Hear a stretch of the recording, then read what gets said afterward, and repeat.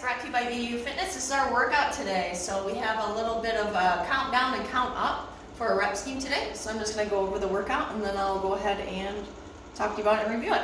So our workout today, we're doing upper body and some core. So let's go over it. I have the step ups. Your rep scheme is going to be 14, 12, 10. If you want to do 14 reps total, that's fine. Or you can do 14 reps on each leg and then move on. So once you get done with your 14 reps, you go right to the planks or plank get-ups. Plank get-ups is a nice little add-in for shoulders and core. So I'll be reviewing that, but the rep scheme would be 10, 12, and 14. So you would be doing a count up on these movements. Then you go to lateral Stepups with your reverse lunge, and that would again be the 14, 12, 10. Also with this, you can do full 14 or you can do 14 on each leg. That's your option. And then after we get our 14 done, we'd go to the Superman holds, and we would do the 10, 12, 14 rep scheme. And then once we get done with our 10, we'd go to the Bulgarian split squats, and then we do our 14, 12, 10 again. And then our last movement is Russian twists. And on this one, I would like you to try to at least do 10 on each side, 12 on each side, and 14 on each side. Because these are going to be a little bit easier, but we're going to use body weight, or you can use, if you have lightweight at home, or even anything weighted, even like 5 pounds would work for this. If you want to still just do it body weight, that's fine too. So this is our workout today, so let's go ahead and get into it and review it. Alright, for our first movement, we're doing step up. So I have a box here, but you can do this at home with a chair. You can do it with a step that you have outside. Let's say if you have stairs going up to your house, you can use those stairs. Really, any kind of lifted object you can do this with. So we were to start off, I want you to think about, we want always flat feet on the surface, so we want full contact. We want to make sure we're gripping our feet to that surface. I want to make sure that my knee doesn't trail over my toes. I want to try to think about actually pushing through and gripping with all 3 points of my feet. So I'm going to be gripping, driving my feet into the box. I'm going to stay nice and upright, take a deep breath in. Quick breath out, then make sure I always keep my core engaged, and I'm going to step through. If you want, you can clasp your hands in the front because this will help you brace. So I'm going to hold, deep breath in. I'm going to come all the way to the top, bring both feet together. I'm going to make sure I squeeze my glute on the leg that I brought up, and make sure I bring my hips all the way through and squeeze, and I breathe out. Deep breath in, come back down, nice and controlled lower. You can set your foot back on the ground if you like. If you feel like it's a little bit easier for you to do the steps with your feet still applied to that surface, that's fine too. So we're going to think about activating, driving my feet through the ground, or through that surface, hands clasped, and coming up. I would come back down, so if I'm doing, for the first round, we're doing 14 reps, so if I'm doing, I can either do 14 on each side, or I can just do 14 total. So I'm going like down, I can alternate, come back down, or I can keep my leg on the same box and just do the same side. And squeezing, clasping, my shoulders are back, I'm not overextending, I'm keeping everything down, my ribcage down, and my belly button is fine. Coming back down, nice and controlled, driving through, my knees not wiggling around. I'm just thinking about keeping my foot nice and centered and pressing through that surface and coming back down, nice and controlled. So that's our first movement, that's our step ups. Our next movement that we're doing, and start off with 10 reps, is you can these can get kind of challenging for people if you don't have a lot of upper body strength. But if you want, you can just do a plank for this one. But we're going to go ahead and go over the plank get-ups. So when you start off on your elbows, quick breath out, core nice and tight. I kind of squeeze my glutes, make sure my butt's not too high, make sure my butt's not too low, my hips aren't sagging. I'm just nice, easy in the middle, and squeeze my glutes. I'm making sure, if you notice, my elbows line up with my shoulder at all times. Here, you can also lay your hands flat on the ground if you'd like, but I always kind of, personally, I always make a fist because that helps you brace the floor a little bit. Quick breath in, quick breath out to brace. And I actually drive those elbows in, and then this is the get-up part. So I get my hand, nice contact, make sure it's stabilizing over my wrist here, lifting up, coming up into that high plank, tall plank like a push-up, and I come back down. Use the other hand, come up, come back down. So that was one movement. So each side, that is one. And we just hold that position.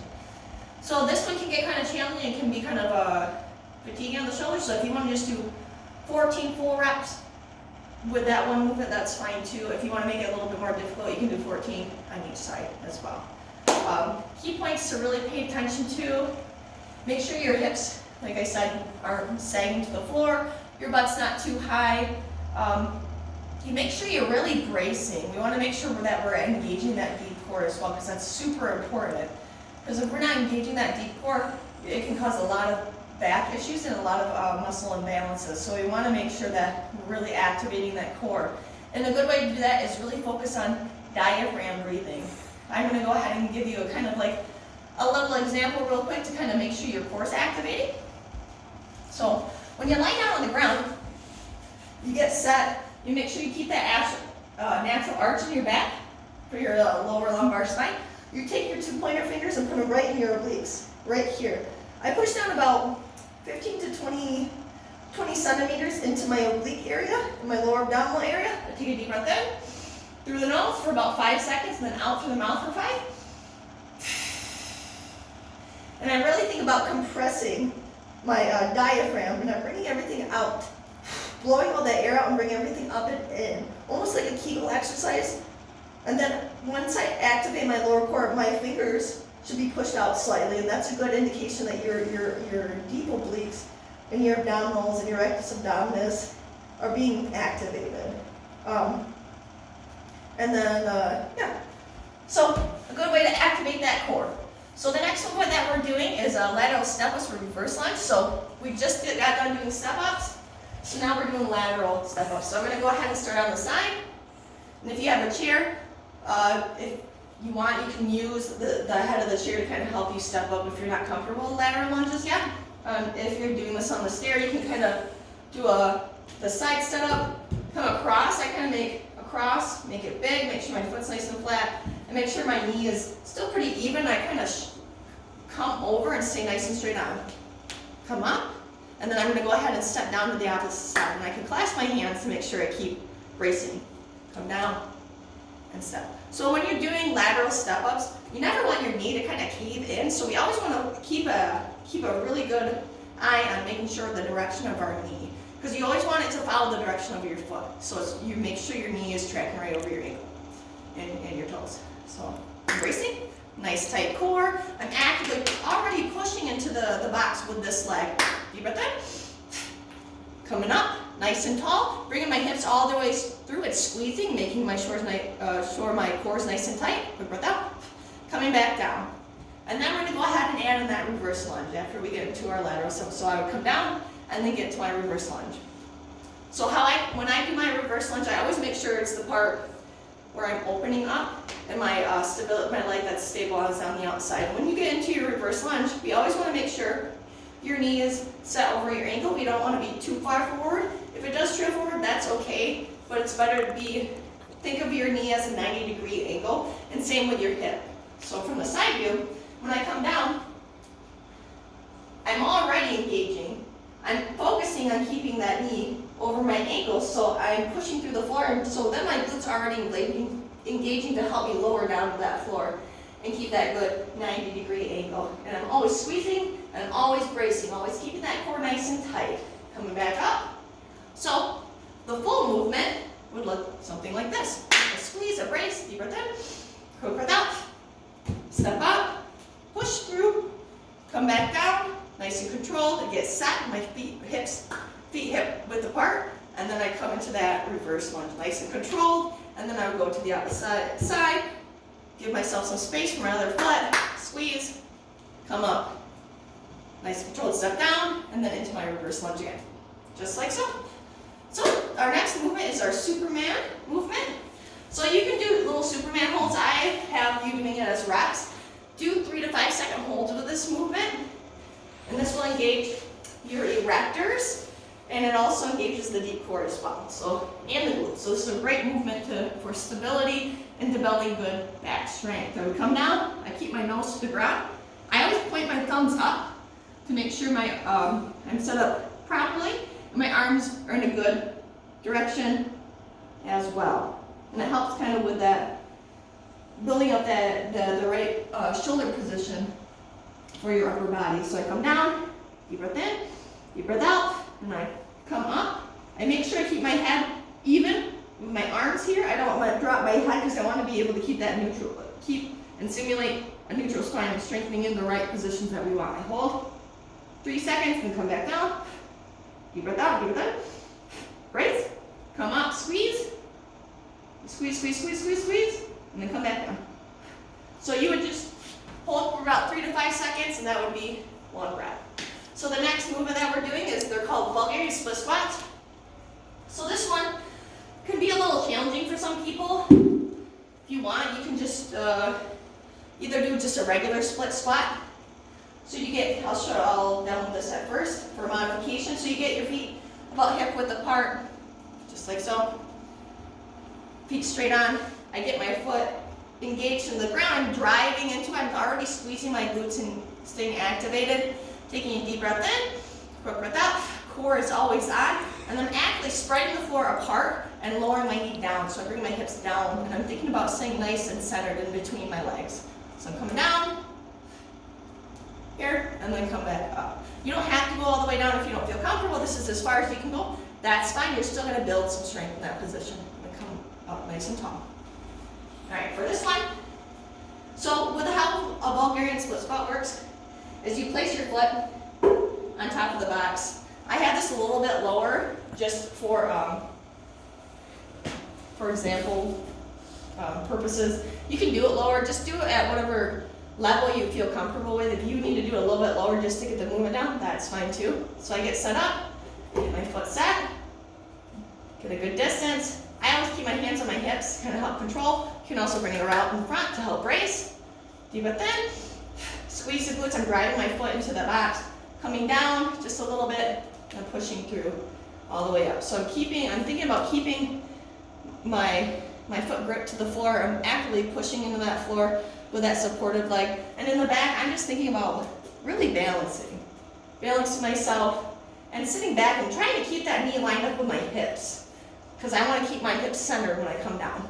So come down, gripping the floor, grip in, rib cage down, stay nice and tall, shoulders are nice and neutral, coming down and coming back up. You can bring your knee all the way to the floor. I feel like that's not really necessary. I feel like you get plenty out of just coming halfway down too. That's up to you, whatever intensity level that you want to go for, just go for it. But if you feel like this is a little bit too challenging at first and you want to work your way up to it, definitely start off with the split squats. So our last movement is Russian twist. So there's a couple different ways you can do this one. I'm going to start off with my feet planted on the floor, so I'm sitting nice and upright, engage my core. I'm going to go ahead and lean back a little bit, so I have to really fight that lever of my body. Since my legs are farther away from me, it's going to be harder and more challenging than if I was sitting up nice and upright. Because the farther a load is from your center of gravity, the harder the resistance will be on your body and your posterior chain when you're working through these movements. So I'm just going to mimic like I have something in my hand, but I'm going to go ahead and point. 2, 3, 4. I'm just using my hands, and I'm thinking about rotating through my obliques and my core. So I'm coming here, and I'm really just moving through there. So I'm just touching, going through. I'm leaning back still, but I'm keeping this engaged. I'm not overextending. I'm not breaking at the hips at all either. I'm just keeping everything nice and tight. And then I'm just rotating. If you want to make it a little bit harder, you can bring one leg up. And then switch. Or you can bring both. Hold. Keep nice and stable. I kind of push my legs together, and I really think about keeping everything up and in. Nice and tight. And then I'm just touching. 2, 3. If you want, you can count it at 1 to 1 as 1 rep, or you can do 1, 2, 3, 4. Depending on how you're feeling, depending what your fitness level is, you can really be pretty creative with this workout. The way the reps are set up, just give them a try. If you have to go lower at first, let's say instead of 14, 12, 10, you do 12, 8, 6. For the first time of this workout, if you have to lower the reps, that's fine too.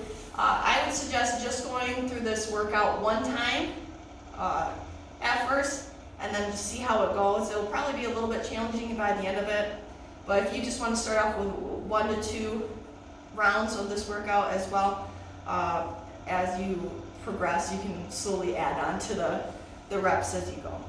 So that's our workout today. Thank you for letting me show you how to do all these things, and it's my pleasure to give you guys these workouts. When you're at home, I know it's hard right now, and I know that it's really questionable about what's going on with the world, but if I'm able to just help somebody a little bit to stay positive and have a good attitude about their day and kind of cheer them up, I think that's good enough for me.